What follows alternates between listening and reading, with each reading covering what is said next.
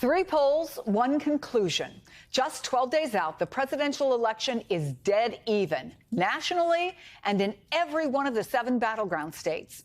CNBC, The Wall Street Journal, and Bloomberg all out with polls. Bloomberg describing the race as scrapping for every undecided voter.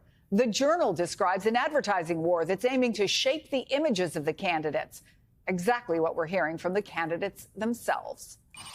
I do believe that Donald Trump is unstable, increasingly unstable, and unfit to serve. Kamala Harris can't say one thing that you do differently. You saw that?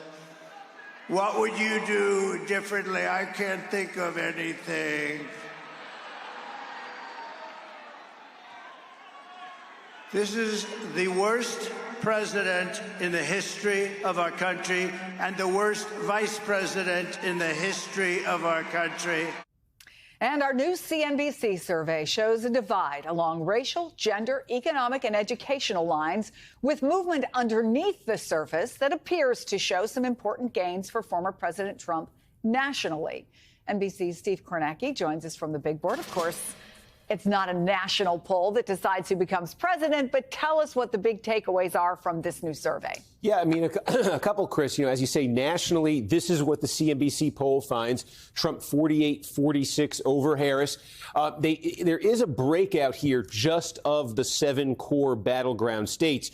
It's not quite as extensive a pool of voters, so the margin of error for just the battleground states, it's a little bit higher. But what the 7 battleground state result shows is Trump at 48% across those 7 states, Harris at 47% across those states. Now, obviously, they don't vote as a block. They vote individually. So just give you a sense, though, in the battlegrounds, a result that looks like the national result here, although even a point closer.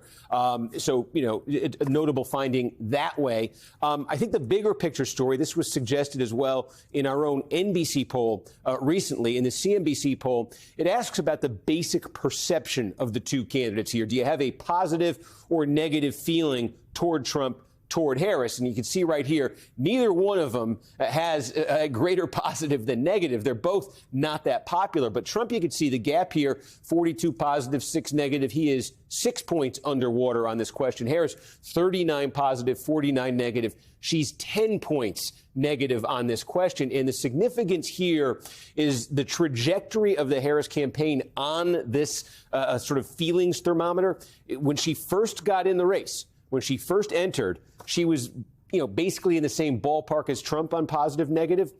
After about 6 weeks as a candidate, she had actually, in our poll, moved above water on this question. A couple weeks ago, we were polling this, and she had a higher positive than negative, and she had established an advantage. But now, our own NBC poll a couple weeks ago, and now this CNBC poll, both find that advantage she seemed to have established here, say back in September on this question, is gone. And she's back in that underwater territory with Trump again. And again, you take that and you look at the national result of Trump ahead by 2. These things are, there's probably a linkage between these things, Chris. Steve Kornacki, it's always great to have you there at the big board. Thank you so much.